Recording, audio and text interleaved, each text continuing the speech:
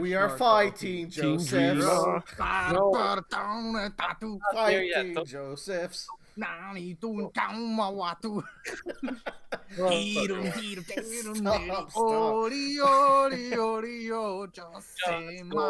here, right now. Hey, welcome to Fighting Joe's, I guess. That's what we're gonna call it. Nope. Forget that happened. Joe is like watching Naruto just kind of for shits and gigs. Let's talk about it real quick. I'm watching the dub version of Naruto for shit. Yeah. Sasuke. For those who are not aware, Naruto is the best anime of all time, and everyone agrees with that.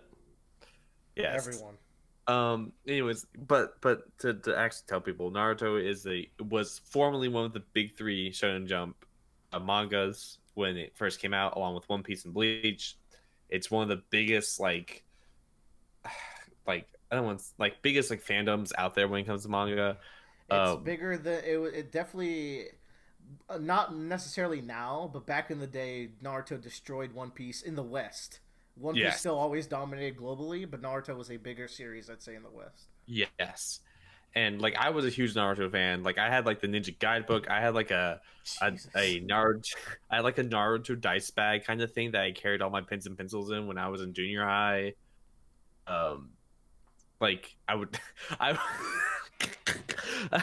during the mile run, I would run with my arms behind my back.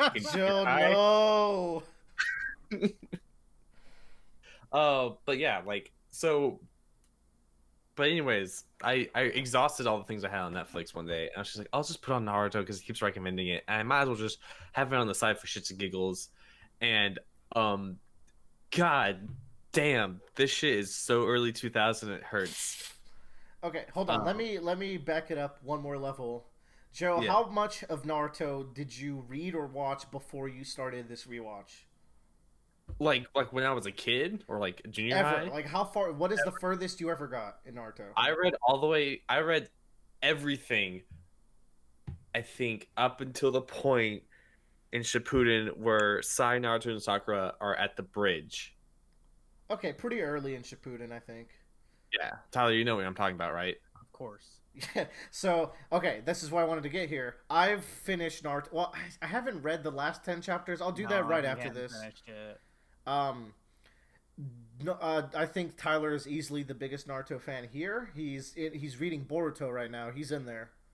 So I haven't started Boruto reading yet. I was just watching informed that the anime and manga are completely different, and that I'm supposed to read it for a different story. That's weird. I usually prefer anime just because I like the dramatic flair that manga cannot provide. Like those 5-second face pans, man. Fucking love those. To each their own. But I think Naruto has a pretty solid anime, minus the filler hell. I have a filler guide, bookmarked, so I can just check on it every once in a while and skip things. So with that baseline, Joe, tell us about the Zabuza arc. So yeah, I read all the way up past Zabuza arc, and the Zabuza arc is a cursed arc for me because it would play all the time on Toonami, and it was really all I saw. So I felt like the story was going nowhere for a very long time. Little did I know, that's because the season ended on that arc, so they had to wait till the next season came out for them to dub it, which is why it kind of was a weird what the hell is happening kind of thing. But it's interesting because I feel like One Piece does a really good job of breadcrumbing out its rules and its story for everything. Naruto, I feel just shoves it in your face as fast as it can. I feel like that's partially why I think it had a stronger start in the West, because as soon as you're in there, it's demon foxes and the ninja system and shadow clones. They immediately talk about chakra and how that system works. And I think they do a good job of showing progression at this stage of oh, hey, this is you need to focus your chakra to your feet, but you can't overdo it, stick to the trees and all of this kind of stuff. And Sharingan gets introduced so early and Sasuke uses it so early, it kind of is strange to me because I feel that shouldn't be such an early plot point at this point. Don't worry, there's much more Sharingan reveals in the future for you.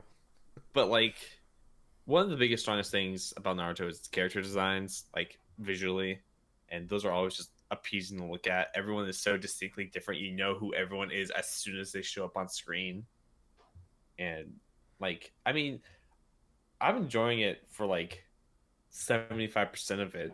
Like, like I'm not like Naruto's not terrible. I think it's a solid 3. You know, like it's fun. yeah, and like the dub has a voice acting that has much to be desired from it, and that's my own personal choice of like just listening it that way, so I can do something else while I have it on to the side. But it's just the story structure too is just it's so fast, it's crazy. Like it's like I thought it was slow as a kid, but like listening to it as an adult is like, oh, they move at a really good rate. Like if we're going at a really good pace. Like the Zabuza like actual fight is only like 2 or 3 episodes, and it's not that bad. It's just when it's on repeat all the time, Tsunami, it feels like it goes on forever. Yeah. But like but that's like the first kind of arc. It's like your East Blue arc of the series, where it's just like the training, the first mission, and I think that Zabuza arc is a really cool way of like showing like the differences between like Genin level ninja and like Kakashi and Jonin level ninja of like oh man, that's a big power difference there and here, and really the only way to get out of it is because of an accident that Naruto has with his own personal like demon inside of him. I think Zabuza is a very strong starting arc, and if this is your East Blue, I think that's really good. Yeah, it doesn't drag on too long. I think it sets up a cool difference between the Leaf Village and how the Mist Village operates. Yeah, they do really like. That's one of my favorite things about Naruto was the way that they cut up the world and established everything, and like every different like village has its own kind of like style and elements, so they feel like the author, I forget what his name is, does a really good job of making Ishimoto, like just makes everything feel so distinct and different that it's not like it's pretty easy to figure out who's from where and what they do. It's really like when you have a huge cast of characters, that matters a lot. I will say no other village gets as fleshed out as this Mist Village later on. It really does become a thing where it's like, this is the village with dark-skinned people and earth jutsus, and this is the village of desert people with their sand and wind jutsus. The desert, the land I take it back. of desert, like the desert gets fleshed out a good bit, actually. Yeah. Right. Wait, I think I lied. The furthest I got was Shikamaru cut a dude up and buried him in his backyard. That shit's rad. We'll talk about it in the future. I remember that part. That was one of my favorite parts of the entire series. He says, "This is your grave," and blows the fuck out of him. Yeah. Naruto. The scene where Naruto goes fox mode in that like demon ice cage. That scene's great. Mm-hmm.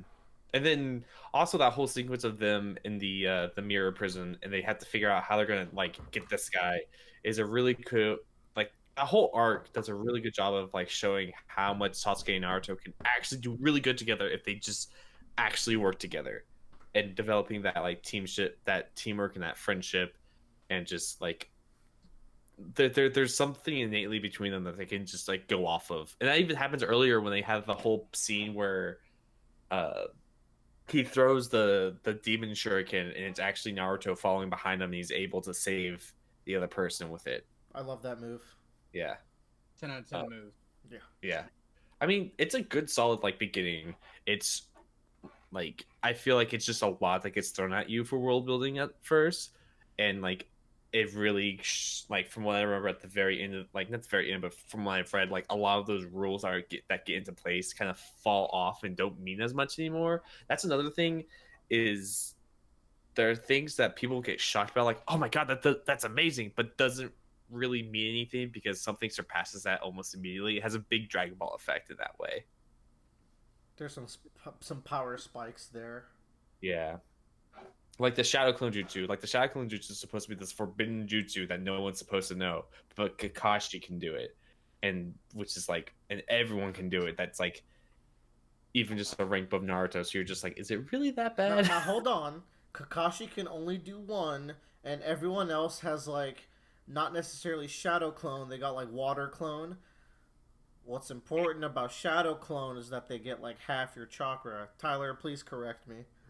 I not that I honestly, that don't try to make science behind shadow clones. Just don't. Oh, It's such a. I'm sure somebody's done it, but like Naruto in the first episode can make like 80 clones, Yeah. and then like sometimes he can make like 5. only 5 clones, like whenever he tries to do the Rasengan, and then like sometimes he can make 5 million clones. That makes But sense with Rasengan because he has a portion of part of it to the actual Rasengan and the other portion to the clones to make it. yeah, but it's just you guys, you're jumping the gun. I Tyler, know. you sorry, got I'm anything sorry. to say about Zabuza? Zabuza, and what was The arc Haku. Haku. Haku as a child confused me. Yeah. Because Naruto was one of my first like animes that I ever really got into. Yeah. And I was like, that was at the time I still thought Marth, like in Melee, was a girl. Oh, really? And they were like, yeah. I was like, oh, that's a girl. And they're like, no, Martha's a guy. I was like, well, no, he's not. That's a girl. And they're like, that's a guy. I'm like, no guy looks like that or sounds like that. That's a girl. So I was confused about Haku when I was 7 years old. Yeah. I bet Frieza must have fucked you up, huh?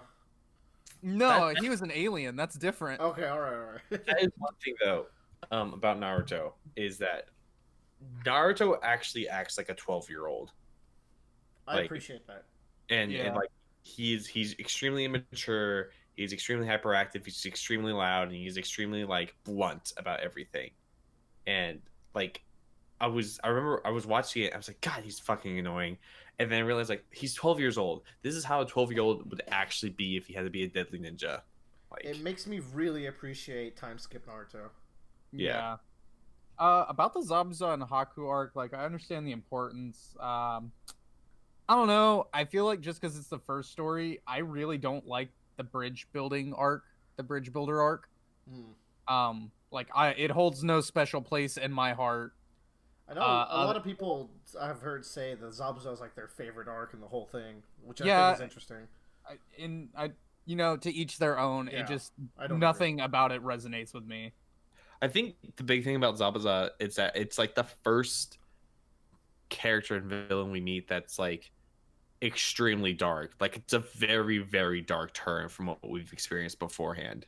Like it's straight up like, no, this guy kills people and is going to kill you. Like and you blatantly see all the murder that he does and everything. Joe, but yes. Do you have any closing thoughts on this little Naruto portion? Well, I'm in the Forest of Death now in the tuning exams. I can't wait to see more of it. Did you say the worst? I said the worst. I think it is the weakest part, I guess, but the Forest of Death is awful. It's got Anko. Sure. Oh God, Anko. Jesus. Is it? Oh, about Anko. Oh yeah. Well, whatever. That's a future topic. Yeah. Cool. Yeah. Dreaming. All right.